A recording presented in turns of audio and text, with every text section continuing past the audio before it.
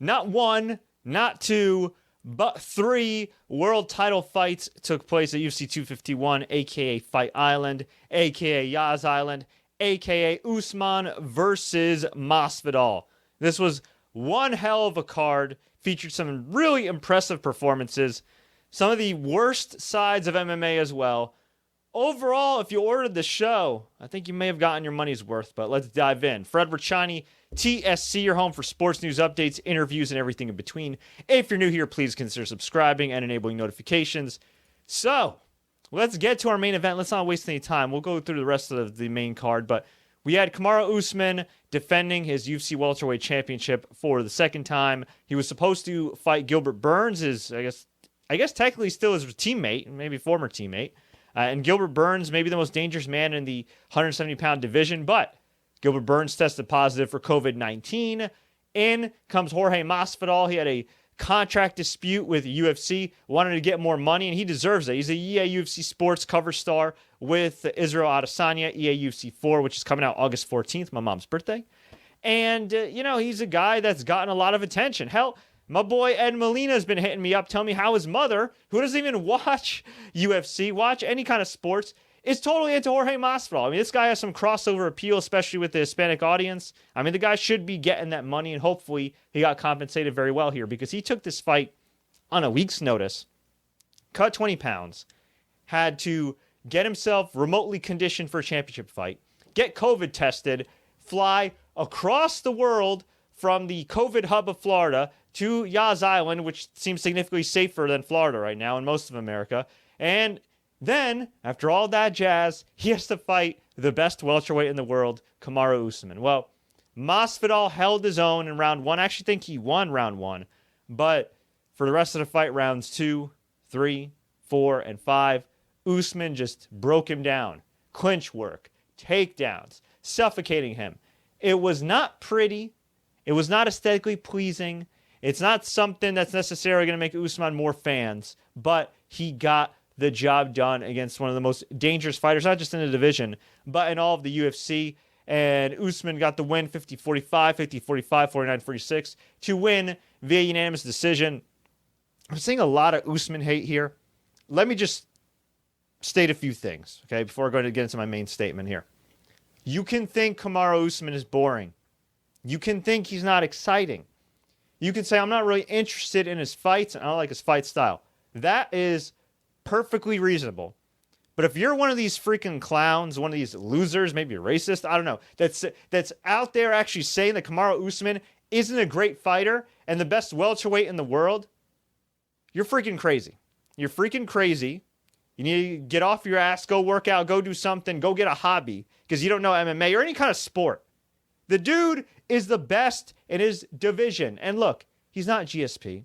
And he, maybe one day in the near future, he will get to GSP level.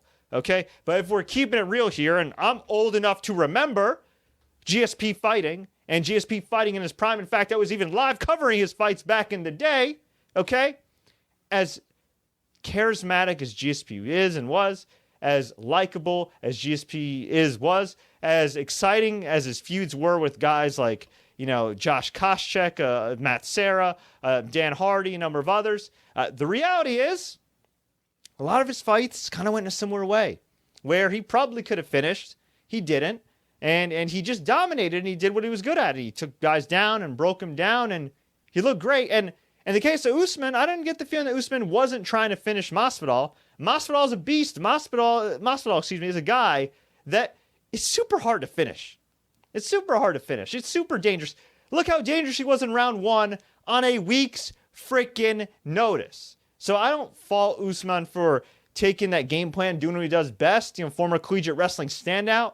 But for people to use this performance after they saw him knock out Colby Covington to say, "Oh, he's not a great fighter," you're dumb. I want to say a bad word here because I'm sure my mom's gonna be listening to this. You guys are dumb as hell. You're just dumb as hell. Put some respect on his name. You don't have to like his fight style, but you got to put some respect on his name.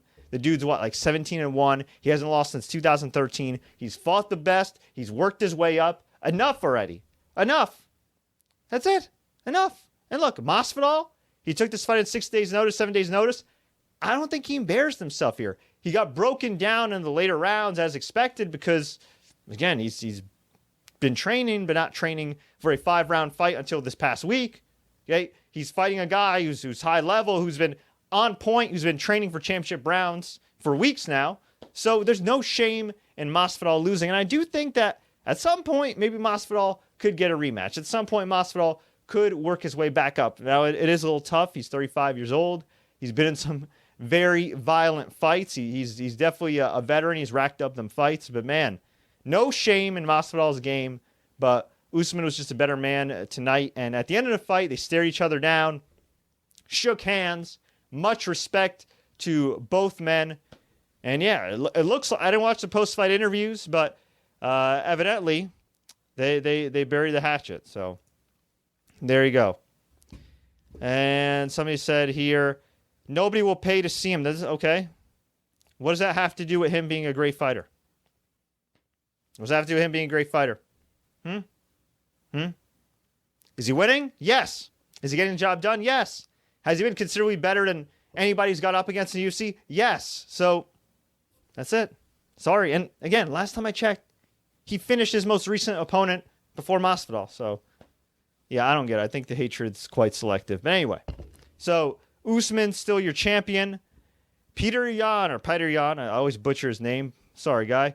He defeated Jose Aldo via TKO to win the UFC Bantamweight Championship in round number 5. The title was vacant. Yan has been on an absolute tear.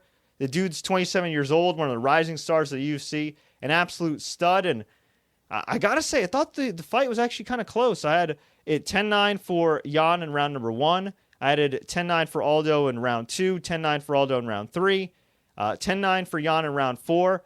There were some real close calls for Aldo. At the end of round number 1, he was taken down and took some heavy shots to the dome, took a big shot to the midsection where you could see him grimace, and I thought, oh, God, that's the end of him. But he hung in there for a couple more rounds. Man. And then at the end of round number 4, Yan yanked Aldo to the ground by the leg, hit some heavy shots on the ground. Oof. Aldo looked bloody. He was on his back. And I said, you know what? Round 5, anybody's fight here. It's been relatively close, although when Jan's looked good, I mean, he's looked deadly.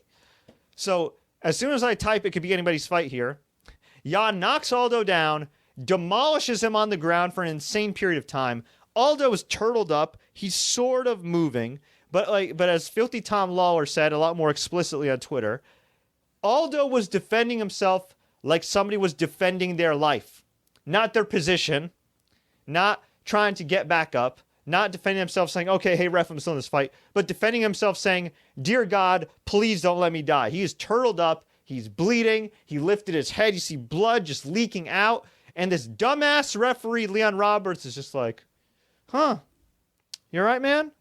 Are you good? And I'm sure Leon Roberts is thinking about his grocery list, thinking about a couple of the women he wishes he didn't swipe right at on Tinder. You know, thinking about that next haircut he's going to get. And he's completely spaced out as this legendary fighter is getting absolutely bludgeoned by Peter Yan. And eventually, Leon Roberts woke up and said, oh, crap. I'm a referee. I'm supposed to protect the fighter. And he stops the fight. Yan won this fair and square. He destroyed Jose Aldo in round number 5. Jose Aldo has nothing to be ashamed about, especially for that big weight cut. I mean, he was already cutting a lot of weight at featherweight. So for him to cut weight, successfully make weight at bantamweight, fight during a pandemic against Peter Yan, a tough guy, hang in there for 4 rounds. Yeah, I mean, much respect to Jose Aldo, but Peter Yan definitely the better man, and Leon Roberts never needs to have a job again. It was so awful, so egregious. My dad was like, make me a Twitter account. I'm like, Dad, you're 61. He's like, make me a Twitter. I want to email Dana White. I want to tell him in big letters that this referee's an a-hole. I'm like, Dad, stop. Everybody's already tweeting. He's like, this guy sucks. I want UFC to fire him. I'm like, Dad, UFC doesn't employ the referees. And yeah, so a couple minutes go by, and I see my dad Googling on his phone. Whoops, I'm like there. Googling on his phone how to contact the UFC and actually writing in big letters, Leon Roberts is an a-hole. He's like, I'm going to email this goddamn Dana White. I'm like, Dad, chill. Needless to say, he didn't, but I'm sure UFC would have been entertained. Hey, maybe they would have caught me for this pay-per-view. I don't know. But, yeah, awful late stoppage. Leon Roberts, whatever his name is, yeah, he absolutely sucks. So he kissed my ass and never referee again. Telvin Kipapa says that ref should be fired. I totally agree. Alejandro Cruz would like to see a dream match between Usman and Khabib. I mean, Khabib does cut a lot of weight, right? And in the past, he did have weight issues for a while. If Khabib went to 170, well, it depends. Where do you want to see that? Do you want to see Usman cut the weight, go to 155? I think that might make more sense from a competition standpoint because Khabib's undefeated, even though Usman's only lost once. But Khabib going up to 170 or, that'd be a hell of a fight. It actually would be a hell of a fight. I mean, both guys, great wrestlers. And actually, I think Covington and Usman was a great fight, not just because of the bad blood, not just because those guys are high-level fighters. And I don't like Colby at all, but he's definitely a high-level fighter.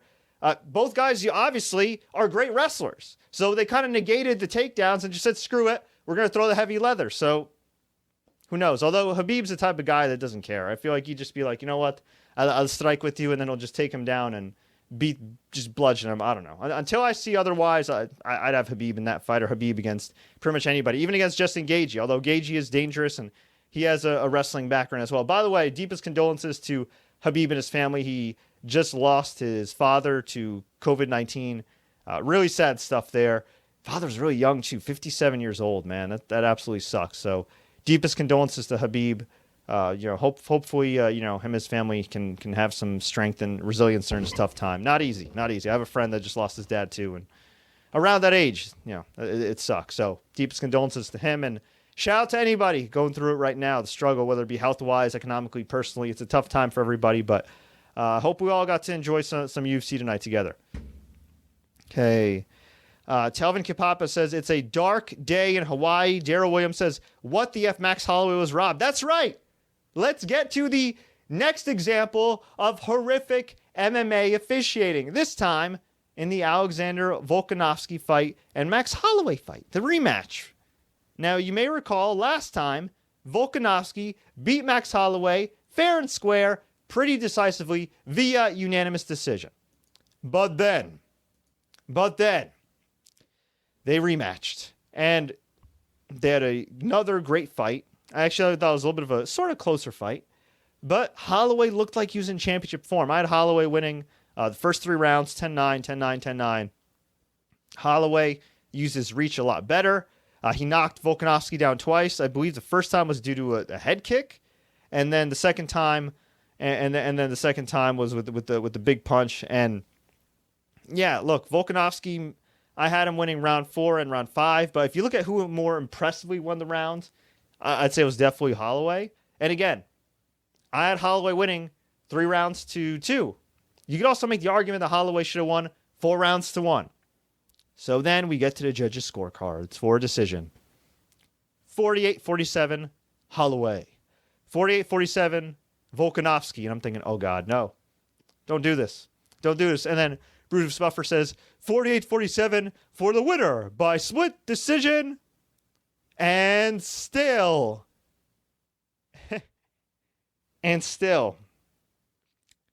Alexander Volkanovski, your UFC Bantamweight champion.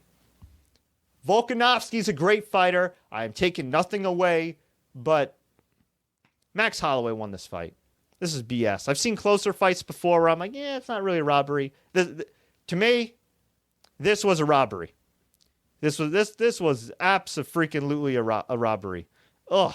Yuck. Yeah, I did not. I don't know. I had Holloway winning. If I'm wrong, feel free to let me know I'm wrong. I don't think I am, though. What the freaking hell? Yeah, to me that was absolutely awful judging. Just my humble opinion. That was some awful judging, but what can you say, man? That's MMA. Sometimes it goes your way. Sometimes it doesn't. I personally think that Holloway did win here. Okay, what do you think about some of the upcoming fights? Well, I'll get to the upcoming fights in a second. I know Benavidez is rematching for the vacant flyweight championship, which is going to be interesting, which we'll get to. But speaking of interesting, we had another rematch, but no BS this time. Rose Namajunas took on Jessica Andrade. You may recall last year they had an insane 1-round fight where Rose looked great. I mean, she looked great. She looked absolutely great in that fight. Never looked better. Just looked fantastic throughout. And then, was it round two? Sorry, it was round 2. So May 11, 2019, UFC 237. Round 1, Rose looked phenomenal, the best she's ever looked. And then Jessica Andrade slammed her on her head, knocked her out, won the strawweight championship.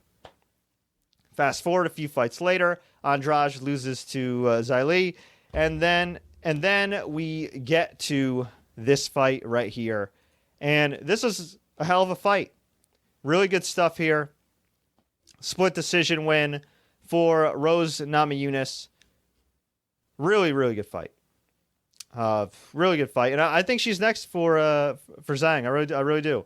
I think it'd be an exciting fight. It's definitely a fresh fight. The champs talked about Rose. Rose has talked about the champs. So, hey, why not make it happen? But really good fight, and I think the judge is actually here.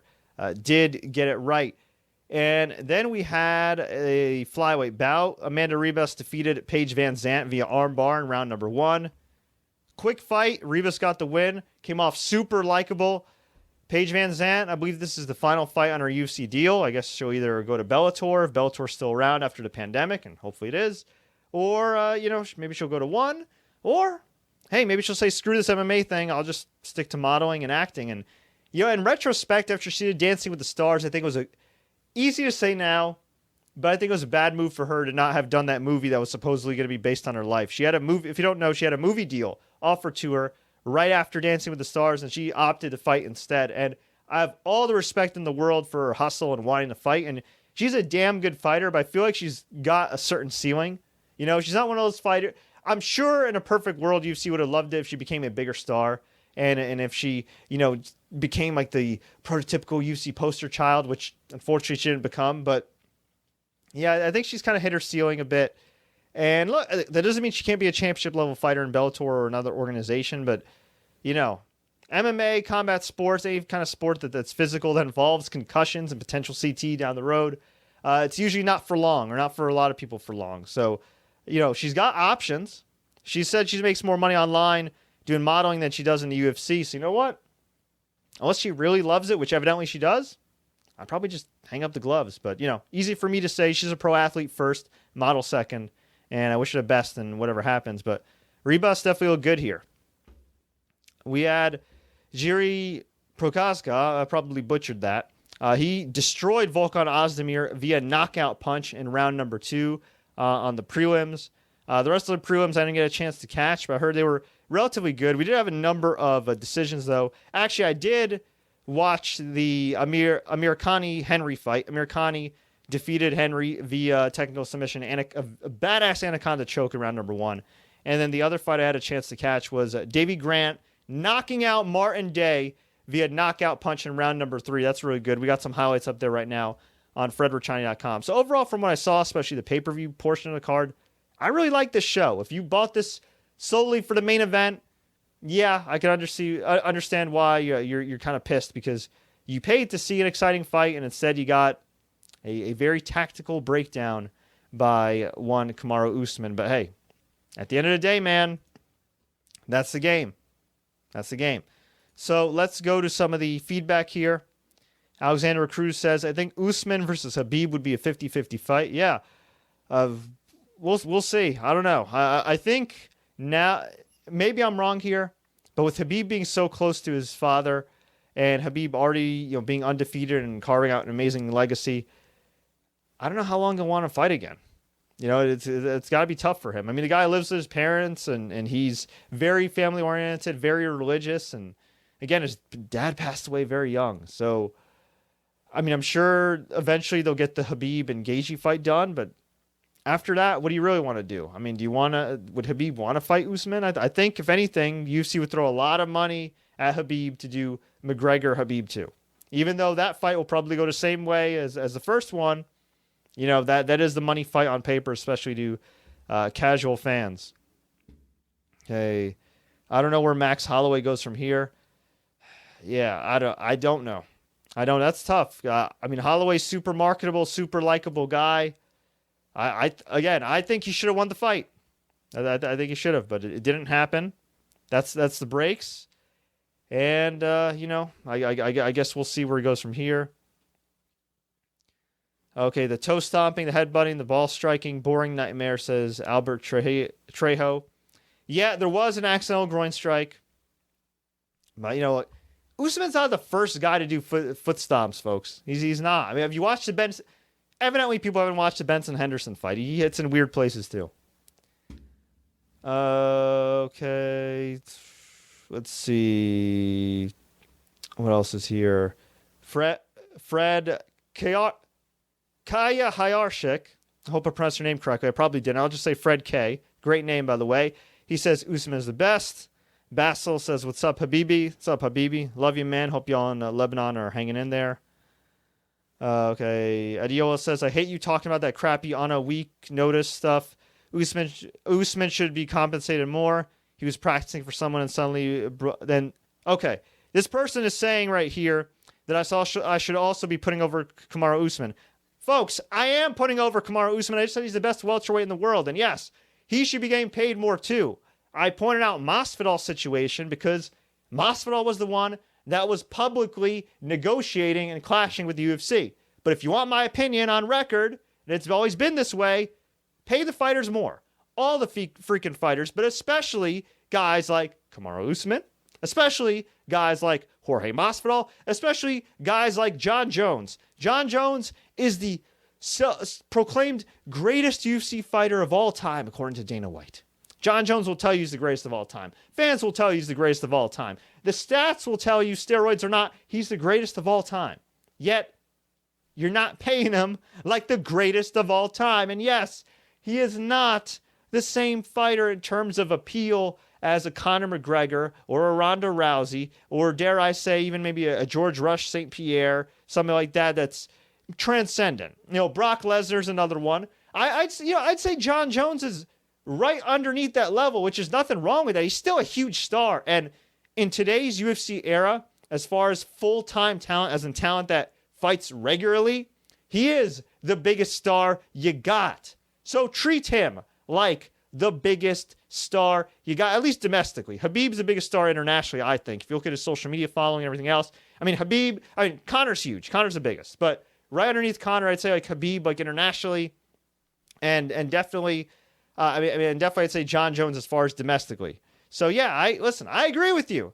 And I give Usman all the props, but I'm just saying, Usman was training for a 5-round fight. Usman was already training for a dangerous guy. Jorge Masvidal, all things considered, was probably not really training all that much, especially not for a championship fight within a week's notice, hence why I emphasize that. So, there you go.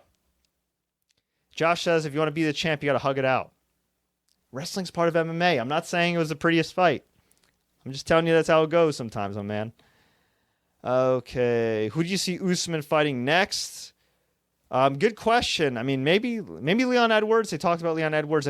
Poor Leon Edwards. I feel like that guy always gets close to a shot, and he's either just not taken seriously or some extenuating circumstances happen, like COVID-19, which prevents him from traveling. So, yeah, why not? Give it to him.